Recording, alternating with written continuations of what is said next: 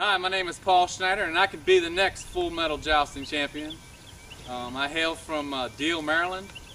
I'm 46 years old. I have a wife and 2 kids. This is my farm actually in the background here. I first got interested in jousting when I went to Maryland Renaissance Festival one time, and I wanted to witness, if it was actual jousting or not. I mean, I'm really not into the theatrical part. I'm more competitive on those lines. I mean, I've skydived, drag raced. I mean, you name it. I've bungee jumped. I've pretty much done it. So I went up there to watch a joust that day. And that day I happened to witness where 2 knights unhorsed each other at the same time, and there's no way they could have faked it. So ever since then I was hooked on it, and I called up Sir Barkon, actually, who's been a knight for 20-some years. I actually called him up and said, hey, how do I get into this? He's like, you know how to ride a horse? I'm like, no. So then that was 8 years ago. I picked up, started taking lessons. By the next show, or the next season, or the next season, I was able to ride, but I wasn't able to ride. I had a squire, had to work my way up from the bottom, and believe me, I worked up from the bottom. I started training with the freelancers, who is probably the best, the jousters out there at the time. Roy Cox, a world champion there. So from that point on, I learned I didn't even know how to ride a horse from that point. I mean, that was the beginning, and I've been going steady ever since. Up to this point now, I've trained my own horses. I've trained up to 12 jousting horses. I've trained knights. I compete all over the country. I enjoy it very much. I put a lot into this, and I'm looking to getting something back out of it, that's for sure. And this looks like a great way to do it. I was going to tell you a little story. I have jousts at my house for the neighborhood, and people come. I just invite friends, people from church over just to watch it, because it's something you don't see every day. And I set up a list out there, and we have knights. I'm actually co-sponsor or co-creator of the Lords of Chivalry. We have about 4 or 5 knights in our troop. And a funny story is, one day I got unhorsed at my own house by actually Sir Barkon. And ever since then, I've never been able to live it down from my 2-year-old daughter. She saw it.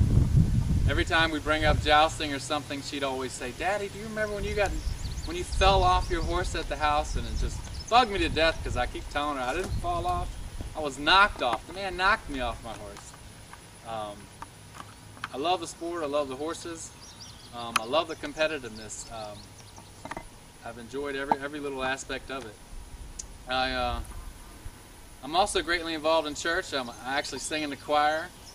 I teach Sunday school.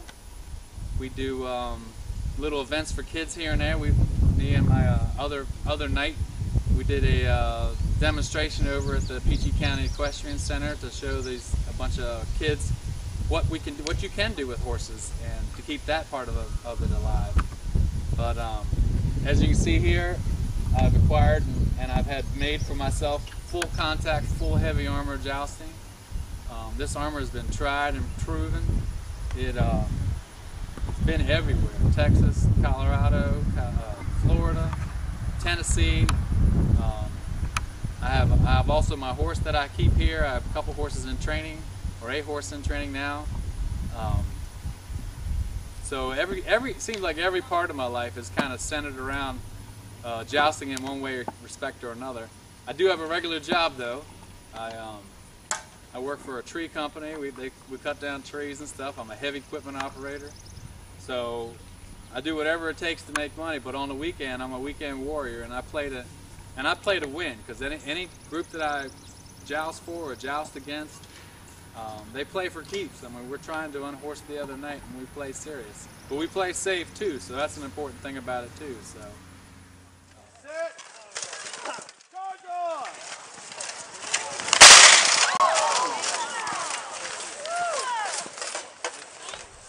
Hello again.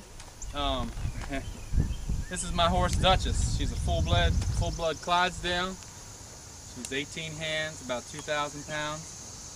This is my little daughter. She's nowhere near that. Duchess is a good horse.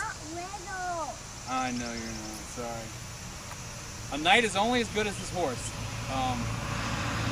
In a joust, if your horse isn't very good, I don't care how good the knight is. The knight's going to have a bad day. He needs a good horse. The horse is, I think, 70% of the joust, because she can either make or break you. Because some horses they'll do it, and some of them will barely do it. This one will do it. You could close your eyes and she'll run down the list for you. She don't care about nothing but doing what you ask. She has chased other horses out of the list, and which is good for me. Sets the other knight off balance, and it doesn't matter who it is. And she's definitely available to joust in California too, I'll tell you that right now. So if you need another horse, this is the one I'd want to ride. And she's not afraid of any other horse. She's fearless. And Ripper Moore and Shane Adams can attest to both of that. One of them's ridden her and the other one's seen her plenty. But anyways, I'm gonna make a pass at the list just to show you, her and I, just for a second. Really appreciate you giving me this opportunity, and I'll definitely bring everything I got, and I got plenty to bring.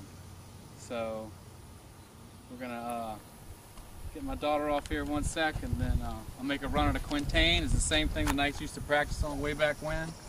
All different kinds. Mine just is a standing one. So we'll go ahead and give it a show, and just let you watch her.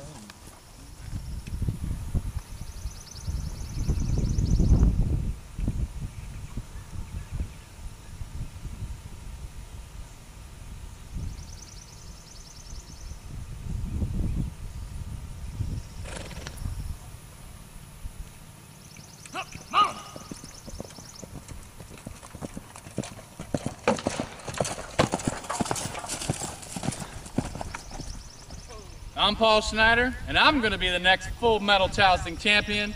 And what only knights would know is I'll meet you in the middle of the list.